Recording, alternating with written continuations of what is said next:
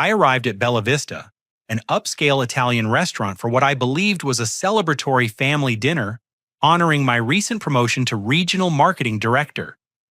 My biological sister Amanda had organized the gathering, claiming she wanted to make things right after years of tension.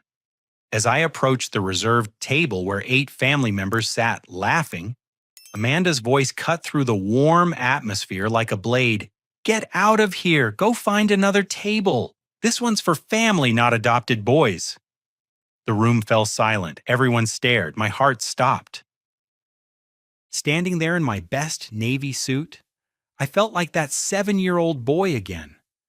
The one who had bounced between foster homes before Frank and Dorothy Blackwood gave me a real family. The words hit me harder than any physical blow ever could. Amanda continued her verbal assault with the precision of someone who had been planning this moment for weeks. "This dinner is actually for real family members only," she announced, her voice carrying across the restaurant's dining room. "We're celebrating Trevor's new construction business partnership, and honestly, Winston, you were never really part of this family anyway." The family members seated around the large circular table shifted uncomfortably in their burgundy leather chairs. My adoptive parents, Frank and Dorothy, sat frozen. Frank staring down at his untouched Caesar salad while Dorothy nervously twisted her wedding ring. My biological brother Trevor smirked and nodded along with Amanda's statements, raising his wine glass in a mock toast. Finally, someone said it. Trevor chuckled, his construction worker's hands gripping the crystal stemware. "We've been tiptoeing around this for years." Amanda's husband Brad adjusted his tie and looked satisfied, while Trevor's wife Jessica whispered something to their teenage daughter Chloe, who giggled behind her hand.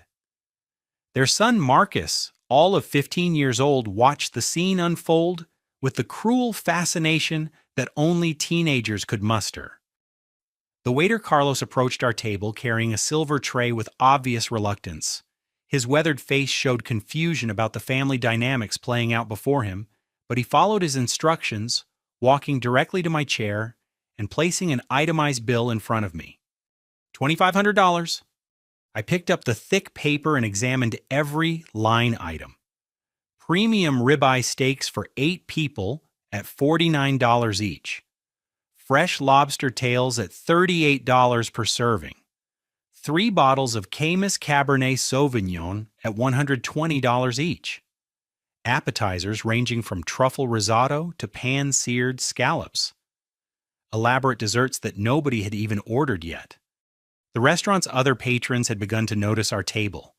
An elderly couple 2 tables over whispered behind their menus. A business group near the window kept glancing in our direction. I could feel the weight of their stares, the judgment, the pity. "You see, Winston?"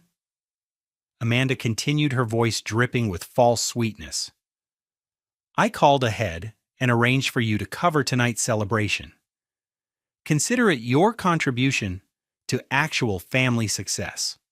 Frank finally looked up from his salad, his gray eyes meeting mine for just a moment before darting away again. Dorothy dabbed at her eyes with her cloth napkin but said nothing. These were the people who had raised me, loved me, supported me through college, and celebrated my achievements. Yet here they sat silent as their biological daughter humiliated me in public. The familiar pain of being the outsider washed over me, but this time something different stirred within my chest. Instead of the usual shame or anger, I felt a strange sense of clarity. Amanda had orchestrated this entire scenario with surgical precision. She had invited me under false pretenses, arranged for me to pay for an elaborate meal I wasn't welcome to share, and had done it all in front of our family to maximize the emotional damage. But as I sat there holding that $2,500 bill, I realized something important. I wasn't that powerless 7-year-old anymore. I was 32 years old, successful in my career, financially stable, and completely capable of handling whatever game Amanda thought she was playing. I reached into my jacket pocket and pulled out my platinum credit card, placing it calmly on top of the bill. Carlos hesitated, clearly uncomfortable with the tension at our table. "It's fine," I told him quietly. "Please process this payment." The entire table fell silent. Amanda's confident smirk faltered. Trevor's wine glass paused halfway to his lips. Frank and Dorothy looked up with surprise while Brad and Jessica exchanged confused glances. Amanda had expected me to argue to storm out to create a scene that would justify her treatment of me. Instead, I was calmly paying for their expensive dinner without a single word of protest. My unexpected compliance left everyone speechless and unsure how to react. Carlos processed the payment quickly, returning my card with obvious relief to escape the awkward situation. I signed the receipt, added a generous tip for his professional handling of an uncomfortable evening, and remained seated. Amanda stared at me with growing unease. "Well?" she demanded. "Aren't you going to leave?" I took a slow sip from my water glass and checked my watch. "Actually," I said calmly, "I think I'll stay a few more minutes." The family continued staring at me with bewilderment as I remained seated beside their table. Amanda's plan had clearly involved me either exploding in anger or slinking away in humiliation. My calm presence was disrupting whatever script she had written for this evening. Trevor leaned forward in his chair, his construction worker's hands clenched into fists. "Didn't you hear what she said? This table is for family only." Before I could respond, my phone buzzed with an incoming call. The screen displayed an unknown number with a Seattle area code. Normally, I would have ignored such calls during dinner, but something about the timing felt significant. "Winston Blackwood speaking." I answered with unusual formality, my voice carrying across the now quiet table. "Mr. Blackwood, this is Margaret Thornfield, senior partner at Thornfield Morrison and Associates. I hope I'm not calling at an inconvenient time." My pulse quickened. Margaret Thornfield was one of the most prestigious attorneys on the West Coast, specializing in complex estate litigation and family law. I had contacted her firm several months ago after discovering some irregularities in my adoptive grandfather's estate documents, but hadn't expected to hear from her personally. "Actually, Ms. Thornfield, your timing is perfect," I replied, watching Amanda's face grow pale across the table. "Excellent. I wanted to congratulate you on your excellent timing regarding our investigation. Are you still interested in proceeding with the family matter we discussed?" I glanced at Amanda, whose confident demeanor had completely evaporated. Her eyes darted nervously between me and the phone pressed to my ear. Frank suddenly looked alert for the first time all evening, while Dorothy stopped dabbing at her eyes. "Yes, I'm absolutely interested in proceeding," I said clearly. Margaret's voice carried the authority of someone accustomed to handling million-dollar cases. "Wonderful. Our investigation has been completed successfully, and I must say the findings are quite remarkable. The documents you provided have been thoroughly authenticated by our forensic accounting team." Trevor had stopped mid-conversation with Brad, sensing that something important was happening.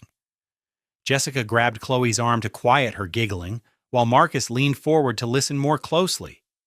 "We've discovered several very interesting financial irregularities related to the family trust fund that your adoptive grandfather Henry established before his death 15 years ago," Margaret continued. "The discrepancies are quite substantial, involving multiple six-figure transfers over the past 2 years. Amanda's face had gone completely white. She gripped her wine glass so tightly I thought it might shatter in her hands. "Our forensic accountants have traced these transfers through several shell companies and offshore accounts. The paper trail is quite comprehensive, I'm pleased to report." I maintained eye contact with Amanda as Margaret spoke. "That sounds very thorough, Ms. Thornfield." "Indeed. We've also uncovered some rather creative attempts at document forgery that I believe you'll find quite enlightening. Are you prepared to proceed with our planned meeting tomorrow morning at 9 o'clock? "Absolutely, I'll be there." "Excellent. I should mention that certain family members should probably be informed soon about these recent discoveries. The statute of limitations on some of these matters is quite generous, but federal prosecutors prefer to move quickly once they have sufficient evidence." Frank's fork clattered against his plate. Trevor's confident smirk had transformed into something resembling panic. Brad looked confused while Jessica whispered urgently to her husband. I understand completely, I replied. I think tomorrow morning will be perfect for sharing this information with everyone involved. Very good, Mr. Blackwood. I look forward to our meeting. Have a pleasant evening. I ended the call and placed my phone calmly on the table. The restaurant's ambient noise seemed unusually loud after the tense silence at our table. Carlos appeared with fresh bread rolls, took one look at everyone's faces, and quickly retreated without a word. Winston, Amanda's voice cracked slightly. What was that phone call about? I took another sip of water and smiled. Oh, just some family business that needs to be resolved. Nothing for you to worry about tonight. What kind of family business? Trevor demanded, his construction worker's bravado faltering. The kind that involves lawyers, accountants, and federal prosecutors, I replied calmly. But let's not spoil your celebration dinner. We can discuss everything tomorrow morning. Amanda frantically reached for her purse, pulling out her phone with shaking hands. I need to make a call. That's probably not necessary tonight, I said gently. But you might want to contact your attorney first thing in the morning. Just a suggestion. Frank found his voice for the first time all evening. Winston, what's going on here? I stood up slowly, smoothing down my suit jacket. Dad, I'll explain everything tomorrow when the whole family can hear it together. Thank you for dinner, everyone. It's been very enlightening. Amanda's panic was now visible to everyone at the table. Her hands shook as she tried to unlock her phone. Her confident mask completely shattered. Sweet dreams, I said quietly, walking away from the table as 8 pairs of stunned eyes followed my every step. The next morning, I arrived at Frank and Dorothy's suburban home at exactly 9 o'clock, carrying a thick manila folder and accompanied by Margaret Thornfield. Her silver Mercedes was parked behind my Honda Accord in the driveway, a stark contrast that somehow felt appropriate for what was about to unfold.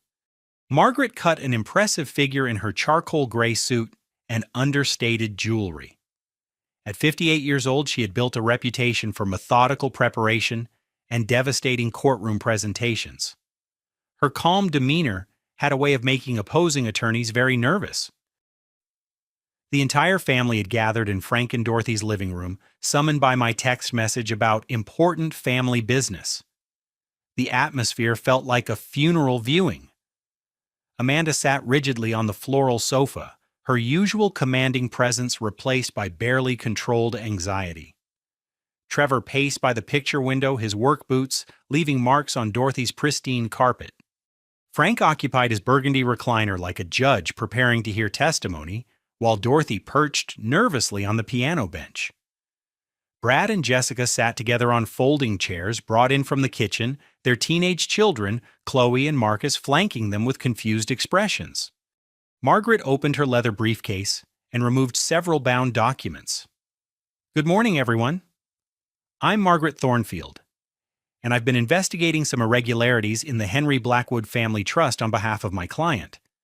She spread the papers across Dorothy's coffee table with practiced efficiency. Let me begin by explaining the history of this trust, which I believe some of you may not fully understand. Margaret's voice carried the authority of someone who had handled hundreds of complex estate cases. Henry Blackwood established this trust in 2008, approximately 1 year before his death from pancreatic cancer. The trust currently holds assets valued at $3.2 million, including real estate investment accounts and business holdings. Trevor stopped pacing and turned toward Margaret. We know about Grandfather's trust. Amanda handles all that financial stuff. I'm sure she does, Margaret replied coolly. According to the original trust documents which I have here, the inheritance was designed to be divided equally among all of Henry's grandchildren, both adopted and biological, when the youngest grandchild reached age 30. She pulled out a highlighted document and placed it where everyone could see. Winston turned 32 years ago, making him eligible to receive his portion at that time. However, our investigation reveals that he was never informed about the trust's existence. Dorothy's hand flew to her mouth. We trusted Amanda to handle all the paperwork. She said it was too complicated for us to understand. Margaret nodded sympathetically. Estate administration can indeed be complex. However, the law requires all beneficiaries to be notified of their rights and kept informed about trust distributions. She retrieved another set of documents from her briefcase. Our forensic accounting team has traced all trust distributions over the past 3 years. Amanda, Trevor, Chloe, and Marcus have each received their designated portions, totaling approximately $800,000 per person. Amanda finally spoke, her voice barely above a whisper. Winston renounced his claim to the inheritance. He signed documents saying he didn't want grandfather's money. Margaret's expression remained professional but firm. I'm afraid that's not accurate. Our handwriting experts have examined the documents in question. The signature purporting to be Winston's is a forgery. The room fell completely silent except for the ticking of Dorothy's grandmother clock. Furthermore, Margaret continued, our investigation has uncovered systematic diversion of Winston's inheritance funds. Bank records show regular transfers of approximately $50,000 every 6 months to various accounts controlled by Amanda and Trevor. She placed photocopied bank statements across the coffee table. Winston's portion of the trust, totaling over $800,000, has been completely diverted to fund Trevor's construction business expansion and various failed restaurant ventures belonging to Amanda's husband, Brad. Frank leaned forward in his recliner, studying the bank records with growing disbelief. Amanda, is this true? I can explain everything, Amanda stammered. Winston was adopted. Grandfather never really considered him family. I was protecting the real family's interests. Margaret's voice cut through Amanda's excuses like a scalpel. Under federal and state law, adopted children have identical inheritance rights to biological children. Mr. Henry Blackwood's trust documents make no distinction between adopted and biological grandchildren. She retrieved another folder from her briefcase. More concerning is what we discovered during our investigation of how these funds were utilized. Trevor's face had gone ashen. What do you mean? Our accountants traced the diverted funds through multiple shell companies and discovered evidence of additional criminal activity. Trevor, your construction business has been using Winston's inheritance money to secure fraudulent contracts through bribery and kickbacks to city officials. Margaret spread out more documents showing construction contracts and payment records. You've been paying municipal officials to award you building projects, then using substandard materials while charging premium prices.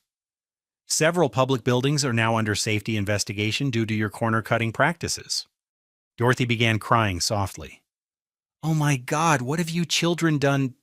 The elementary school addition you completed last year is structurally unsound. Margaret continued relentlessly. The community center roof is already showing signs of premature deterioration. Federal investigators are examining whether criminal negligence charges are appropriate. Amanda desperately tried to regain control of the narrative. This is all a misunderstanding. Family disagreements don't need lawyers and federal investigators. Margaret's response was swift and definitive. Mrs. Amanda, this isn't a family disagreement. This is felony theft, fraud, forgery, money laundering, and potentially criminal endangerment of public safety. She placed a final document on the coffee table. Federal prosecutors have been briefed on our findings. Arrest warrants are being prepared as we speak. The weight of Margaret's words settled over the room like a heavy blanket. Amanda began sobbing while Trevor sank into Dorothy's reading chair with his head in his hands. However, Margaret added, there is one more element to this case that I believe everyone should understand before we proceed. Margaret opened another folder and retrieved a stack of official-looking documents bearing medical letterhead. During our investigation, we discovered something particularly disturbing about Amanda's long-term intentions. She placed the papers where everyone could examine them closely. These are psychological evaluations purporting to assess Winston's mental competency to manage financial affairs. Amanda's sobbing stopped abruptly, replaced by a look of pure terror. According to these evaluations, Winston suffers from severe financial irresponsibility and delusional thinking patterns that make him unfit to manage large sums of money, Margaret read aloud. The evaluations recommend that a family member be granted legal guardianship over his financial assets. Frank picked up one of the documents with trembling hands. Who wrote these evaluations? A psychiatrist named Dr. Ronald Pembroke, Margaret replied. However, Dr. Pembroke has never actually met Winston. These evaluations are based entirely on fictional scenarios provided by Amanda. Trevor looked up from his hands. What does that mean? It means Amanda was planning to have Winston declared legally incompetent to manage finances using forged psychological evaluations in order to permanently seize control of his inheritance. The documents were scheduled to be filed in probate court next week. Dorothy's crying intensified. Amanda, how could you do something so cruel? Margaret continued her methodical presentation. Our investigators discovered that Dr. Pembroke has been previously sanctioned by the state medical board for similar fraudulent activities. He's currently under federal investigation for insurance fraud and accepting payments for fake medical evaluations. She retrieved bank records from another folder. Trevor paid Dr. Pembroke $15,000 for these forged evaluations. Text messages between Amanda and Trevor discuss their plan to, and I quote, get rid of Winston permanently from family financial matters and make sure he can never come back for what he doesn't deserve. The text messages were displayed on Margaret's tablet, and she read several exchanges aloud. Amanda to Trevor. Once Winston is declared incompetent, we'll have complete control over his portion forever. Trevor to Amanda. 15 grand is cheap compared to 800,000. Dr. Pembroke guarantees the evaluations will hold up in court. Amanda to Trevor. Winston will never know what hit him. By the time the court hearings are finished, he'll be completely powerless. Frank's face had turned red with anger. My God, Amanda, we raised you better than this. I was protecting our family, Amanda screamed desperately. Winston isn't really one of us. He never was. Margaret's voice remained calm and professional. Federal prosecutors disagree with your assessment. They've informed me that charges will include conspiracy to commit fraud, identity theft, forgery, theft of funds exceeding $100,000, and attempted guardianship fraud. She consulted her notes. These charges carry potential prison sentences of 10 to 15 years under federal sentencing guidelines. Trevor jumped up from his chair. This is insane. You can't destroy our whole family over some money. Mr. Trevor, your actions have already destroyed your family's reputation and endangered public safety, Margaret replied firmly. Several construction projects using your substandard work are being evacuated pending safety inspections. She showed Trevor photographs of his construction projects. The elementary school's foundation is cracking. The community center's roof supports are failing. If someone had been injured or killed due to your negligence, you would be facing manslaughter charges. Brad, who had remained silent until now, finally spoke up. I didn't know where Amanda's money was coming from. She said her family had investment income. Margaret turned to him with raised eyebrows. Mr. Brad, our investigation shows your restaurant received over $200,000 in loans from Amanda, all of which originated from Winston's stolen inheritance.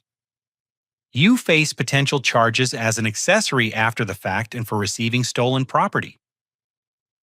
The teenage children, Chloe and Marcus, sat in stunned silence as they watched their parents' world collapse around them. Chloe had tears streaming down her face, while Marcus stared at the floor in shock. Amanda made one final desperate attempt to negotiate. Winston, please, we're family. I'll return some of the money. I'll make this right. Don't let them destroy us over a family misunderstanding. Some of the money, Margaret interjected. Mrs. Amanda, partial restitution will not eliminate criminal liability. The decision to pursue prosecution has already been made. I spoke for the first time during the meeting, addressing my adoptive parents directly. Mom, Dad, I want you to know that I love you both and I'm grateful for everything you gave me growing up. But what Amanda and Trevor have done goes far beyond family disagreements. My voice remained steady despite the emotional weight of the moment. They stole nearly $1 million. They endangered children's safety with substandard construction, and they were planning to have me declared legally insane to cover their tracks. Frank nodded slowly. Winston, I'm so sorry we didn't protect you from this. We trusted Amanda to handle grandfather's affairs, and we failed you. I'm not interested in revenge, I continued, but I believe in accountability. What they did was criminal, and there have to be consequences. Amanda became hysterical. You're going to send us to prison over money? We're your family? Real family doesn't steal from each other and forge documents to destroy someone's life, I replied quietly. Margaret closed her briefcase with finality. Federal agents will be here within the hour with arrest warrants. I suggest everyone contact their attorneys immediately. Trevor made one last threat. If you think you can destroy my family and get away with it, Mr. Trevor. Margaret interrupted. Witnessed threats against my client will be added to your charges. I suggest you remain silent until your attorney arrives. The room fell into heavy silence as everyone processed the magnitude of what was about to happen. Amanda continued sobbing while Trevor sat in defeated silence. Frank and Dorothy looked shell-shocked, and Brad appeared to be calculating his legal exposure. Margaret packed her documents methodically. Winston, the federal agents should arrive shortly. Full financial restitution will begin immediately through asset seizure and forced sales. As if on cue, we heard car doors slamming in the driveway. 3 black SUVs had pulled into Frank and Dorothy's quiet suburban driveway, drawing curious stares from neighbors who were beginning their Saturday morning routines. Agent Sarah Chen and Agent Michael Rodriguez from the FBI's Financial Crimes Division approached the front door carrying arrest warrants and evidence collection equipment. Agent Chen, a compact woman with steel gray hair and sharp eyes, introduced herself professionally. We have federal arrest warrants for Amanda Patricia Blackwood and Trevor James Blackwood on charges of conspiracy to commit fraud money, laundering tax evasion, and theft of funds exceeding $100,000. Amanda collapsed back onto the floral sofa, her face completely drained of color. This can't be happening. This is just family business. Ma'am, financial crimes exceeding federal thresholds are not family business, Agent Rodriguez replied firmly. His tall frame and calm demeanor projected the authority of someone who had handled hundreds of similar arrests. Trevor attempted to stand up and move toward the back door, but Agent Chen stepped smoothly into his path. Sir, I need you to remain seated while we explain the charges. I'm not going anywhere with you people. Trevor growled, his construction worker's hands clenched into fists. Actually, you are, Agent Rodriguez said calmly, producing handcuffs from his jacket. Trevor James Blackwood, you're under arrest for conspiracy to commit fraud money, laundering, tax evasion, bribery of public officials, and criminal endangerment through substandard construction practices. The handcuffs clicked shut around Trevor's wrists as Agent Rodriguez continued reading his Miranda rights. Trevor's face shifted from defiance to panic as the reality of federal arrest set in. Agent Chen turned to Amanda, who was now hyperventilating on the sofa. Amanda Patricia Blackwood, you're under arrest for conspiracy to commit fraud, identity theft, forgery, money laundering, tax evasion, and attempted guardianship fraud. Wait, please, I can explain everything. Amanda gasped as Agent Chen gently but firmly guided her hands behind her back. Winston, tell them this is a misunderstanding. I watched silently as my biological siblings were placed under arrest in the same living room where we had opened Christmas presents as children. The irony wasn't lost on me that their greed had led them to be arrested in the house of the parents who had always loved us unconditionally. Agent Rodriguez presented additional documentation to Margaret. We also have a search warrant for Blackwood Construction's business premises, and financial records. Initial investigation shows multiple instances of municipal bribery and the use of substandard materials in public construction projects. How extensive is the construction fraud? Margaret asked. Significant, Agent Chen replied. 3 public buildings are being evacuated pending emergency safety inspections. If structural failures had resulted in injuries or deaths, we'd be looking at manslaughter charges. Frank finally found his voice. Agent Chen, what about the children? Chloe and Marcus are minors. The teenagers are not involved in the criminal activity, Agent Chen assured him. However, they'll need temporary guardianship arrangements while their parents are in federal custody. Dorothy immediately stepped forward.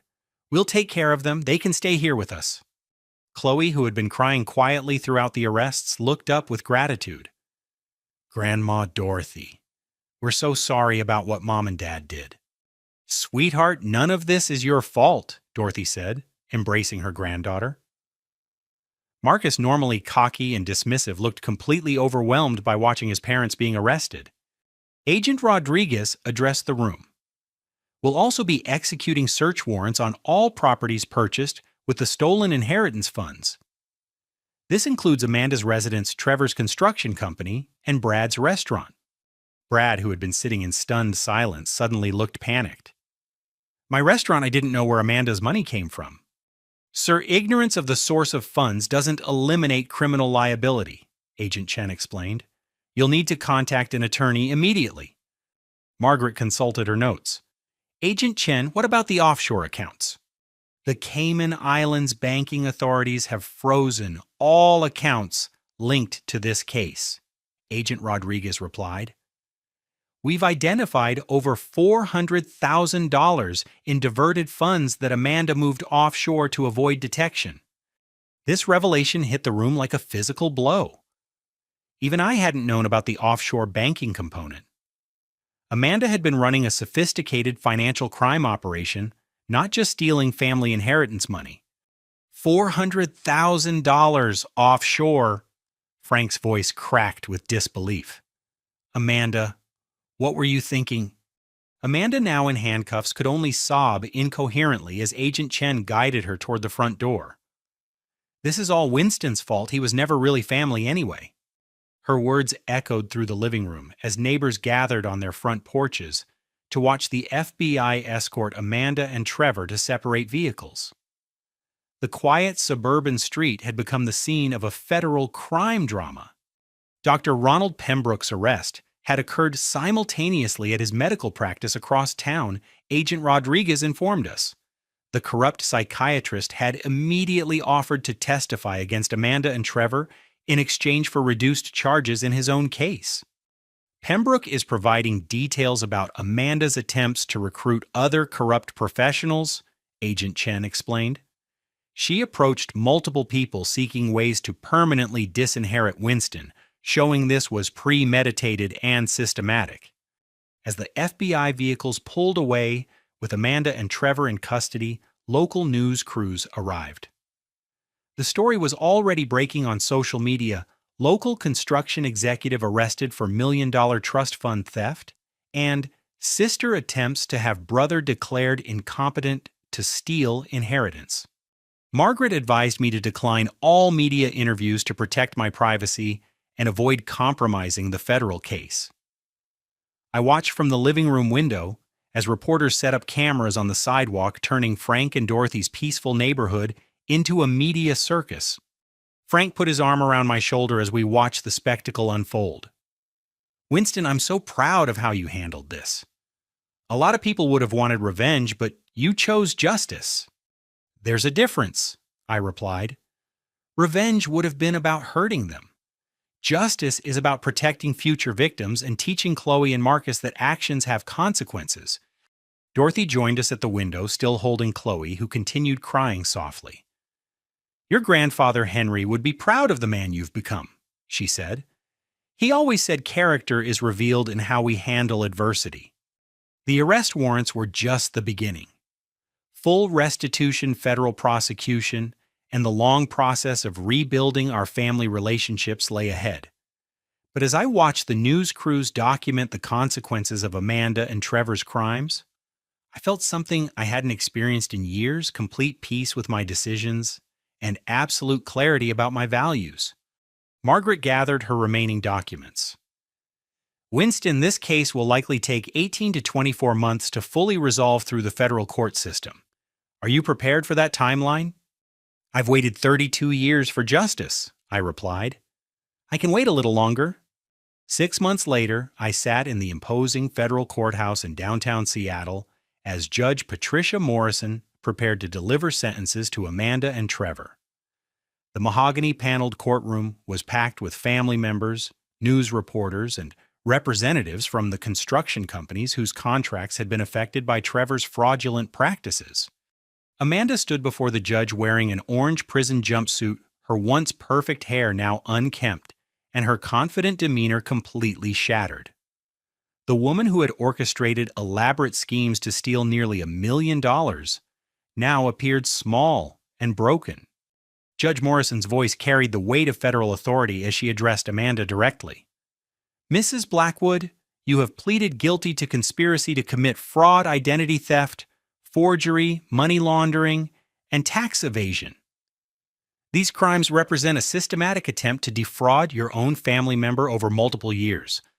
Amanda's court-appointed attorney had advised her to accept a plea agreement rather than risk a trial that could have resulted in much longer sentences. The federal prosecutors had assembled overwhelming evidence, including bank records, forged documents, recorded phone calls, and testimony from Dr. Pembroke. The court sentences you to 8 years in federal prison, followed by 3 years of supervised probation. Judge Morrison continued, you will also be required to pay full restitution to your victim, plus interest and penalties. Amanda collapsed into her chair, sobbing uncontrollably. Her dreams of controlling the family fortune had resulted in nearly a decade behind bars and the complete destruction of her relationships with her children. Trevor's sentencing was even more severe due to his construction fraud and public safety violations. He stood rigidly as Judge Morrison reviewed the extensive evidence against him. Mr. Blackwood, your actions endangered the lives of children and community members through deliberately substandard construction practices. The elementary school foundation you installed was so deficient that the entire building required evacuation and reconstruction. Trevor's construction company had been permanently shut down, its business license revoked, and its assets seized to pay for repairs to the buildings he had compromised. The municipal officials he had bribed were facing their own federal charges. The court sentences you to 10 years in federal prison, followed by 5 years of supervised probation, Judge Morrison announced. You are also banned from any involvement in construction or contracting work upon your release. Trevor's wife Jessica had filed for divorce within 2 weeks of his arrest, seeking to protect herself and their children from further legal consequences. She sat in the courtroom's back row with Chloe and Marcus watching their father's life completely unravel. Dr. Pembroke had received 5 years in federal prison and permanent revocation of his medical license after pleading guilty to multiple counts of fraud and accepting his cooperation agreement. His testimony had provided crucial details about Amanda's systematic attempts to recruit corrupt professionals. Brad had accepted a plea agreement for 2 years of probation and full financial restitution in exchange for his testimony about Amanda's money laundering activities. His restaurant had been sold to pay back the stolen funds he had unknowingly received. As the sentences were pronounced, I felt a complex mixture of relief and sadness. Justice was being served, but at the cost of destroying relationships that had once meant everything to me. The siblings I'd grown up with were now federal convicts facing years in prison. Frank and Dorothy had attended every court hearing, sitting beside me in a show of support that helped heal some of the wounds from that terrible restaurant evening. Their decision to stand with me rather than their biological children had required tremendous courage and moral clarity. Winston, Dorothy whispered as we watched Amanda and Trevor being led away in shackles. Your grandfather Henry always said that character is what you do when nobody's watching, but I think he was wrong. I looked at her questioningly. Character is what you do when everybody's watching, and it would be easier to walk away, she continued. You chose the hard path, and you've given Chloe and Marcus an example of what integrity looks like. The teenagers had struggled initially with anger and embarrassment about their parents' criminal behavior.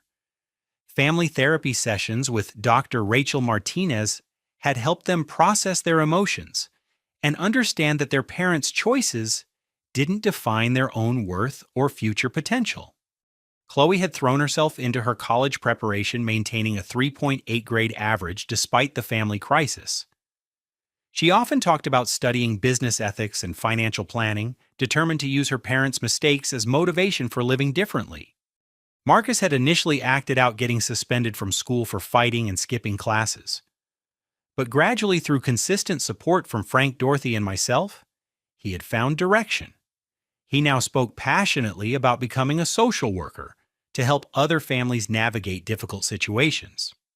The financial restitution had been completed through asset seizures and forced sales of properties purchased with my stolen inheritance. I had recovered my complete inheritance plus interest and penalties totaling over $1 million. Rather than hoarding the recovered funds, I had used portions meaningfully.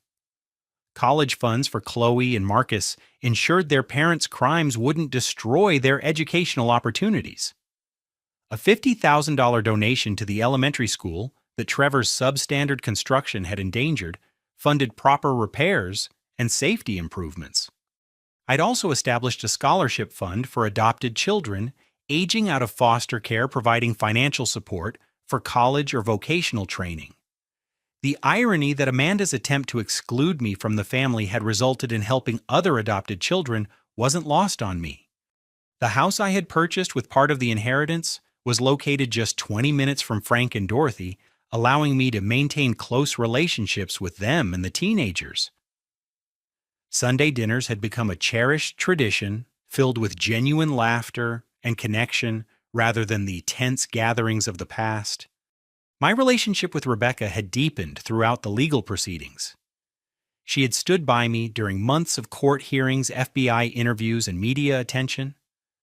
Her support and perspective had helped me maintain focus on healing rather than revenge. I'm proud of how you handled this entire situation, Rebecca told me as we left the courthouse after the sentencing hearing. You could have used their crimes to justify destroying them completely, but you chose accountability over vengeance. The media coverage had portrayed the case as a cautionary tale about greed and family betrayal. Several documentary producers had approached me about telling the full story, but I had declined. The goal was justice and healing, not fame or public attention. Frank had become more emotionally present and engaged since the crisis, regularly attending family therapy sessions to understand how his passive approach had enabled harmful dynamics. His relationship with me had evolved into genuine friendship, built on mutual respect and shared values. Dorothy had joined a support group for parents of adopted children, learning more effective ways to advocate for all her children equally. Her guilt over failing to protect me from Amanda's schemes had gradually transformed into determination to be a better parent and grandmother. As Amanda and Trevor began their federal prison sentences, I felt the complex emotions of someone who had achieved justice while losing family members. The vindication was complete, but the cost had been enormous. The letters that arrived from Amanda during her first month in federal prison revealed her continued inability to accept responsibility for her actions. She alternated between blaming me for destroying the family and demanding that I arrange for her early release because families should stick together. Her complete lack of remorse confirmed that pursuing prosecution had been the right decision. Some people learn from consequences, while others simply feel entitled to avoid them. Amanda had shown her true character, and it wasn't pretty. Trevor's letters were different, filled with genuine remorse and acknowledgement of the harm he had caused. He wrote about the children who had attended the elementary school he had endangered and the community members whose trust he had betrayed. Whether Trevor's remorse was genuine or simply the result of facing 10 years in federal prison remained to be seen. But his willingness to take responsibility gave me hope that he might emerge from prison as a different person. The family that gathered for holidays now consisted of Frank, Dorothy, Chloe, Marcus, Rebecca, and myself. It was smaller but healthier, built on honesty and mutual respect rather than the surface politeness that had masked years of resentment and manipulation. 2 years after that devastating restaurant evening, I stood in the kitchen of my new 3-bedroom house, preparing dinner for my expanded family. The home sat on 2 acres of wooded land just outside Portland, with large windows that filled every room with natural light, and a wrap-around porch perfect for morning coffee. Rebecca, now wearing the engagement ring I had given her 6 months earlier, chopped fresh vegetables from our garden while humming softly. At 29, she had grown into her role as marketing director with confidence and grace. But more importantly, she had become my partner in building the kind of family I'd always dreamed of. Marcus, now 17 and transformed from the angry teenager who had watched his parents' arrest, set the dinner table with careful attention to detail. His acceptance to Portland State University's social work program had filled him with purpose and direction. He spoke passionately about helping families navigate crisis situations and preventing the kind of destruction he had witnessed firsthand. Winston: "Do you think Mom and Dad will ever understand what they did wrong?"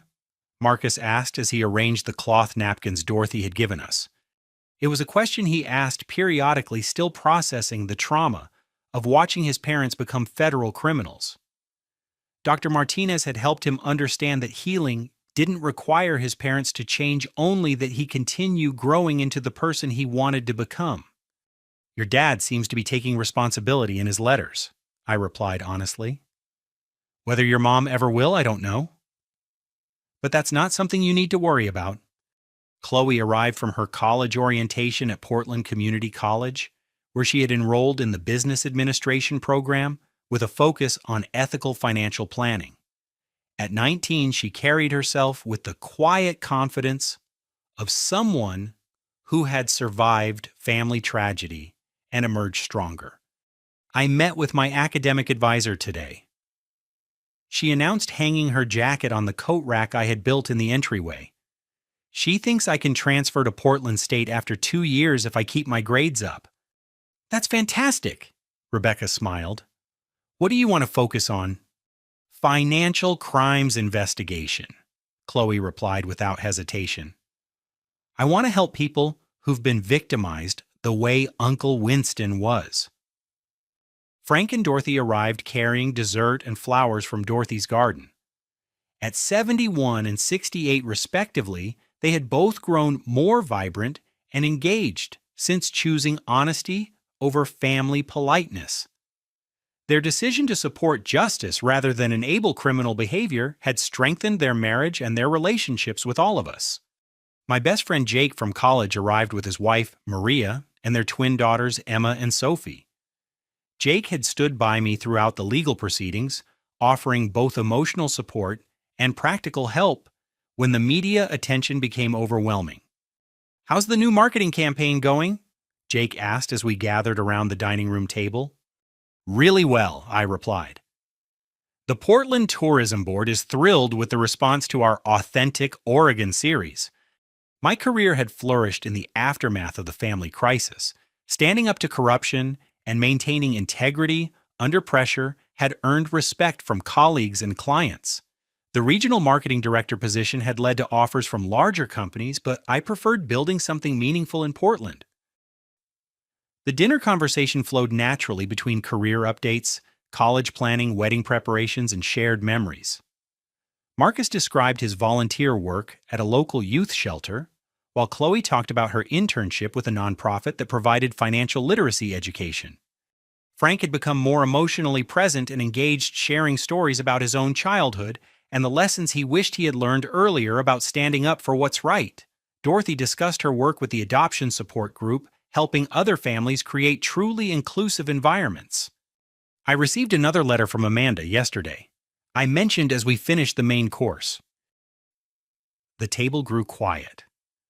Amanda's letters had evolved from angry blame to desperate pleading to what seemed like genuine remorse, though her request for early release remained constant.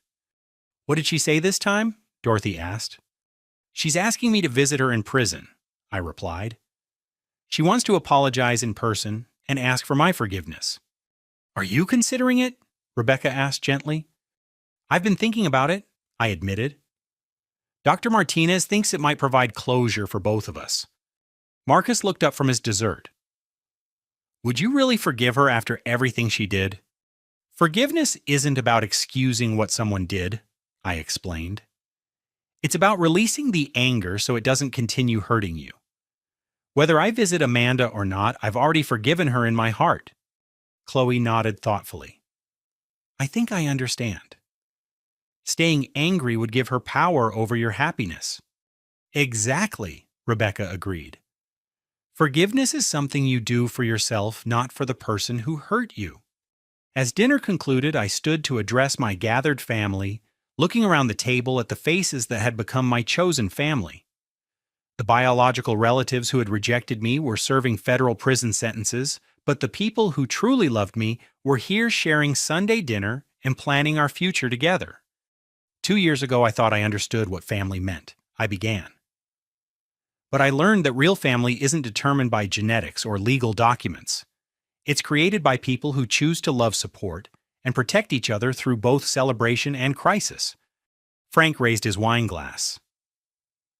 "Winston, you've taught us all what integrity looks like. Your grandfather Henry would be incredibly proud. I'm grateful for everyone at this table," I continued. "Rebecca, you've shown me what partnership and unconditional support really mean. Mom and Dad, you chose justice over false peace, and that gave me the strength to see this through." Dorothy wiped tears from her eyes. "You've always been our son, Winston. Not adopted, not biological, just our son."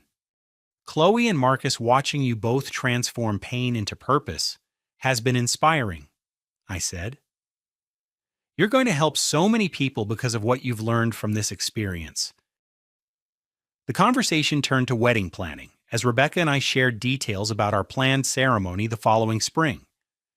We had decided on a small gathering in our garden with Marcus walking Rebecca down the aisle and Chloe serving as maid of honor.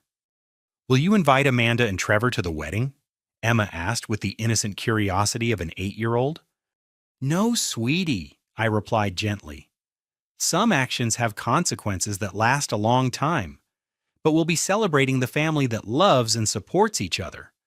As the evening wound down, I stood on my front porch, watching car headlights disappear down the winding driveway.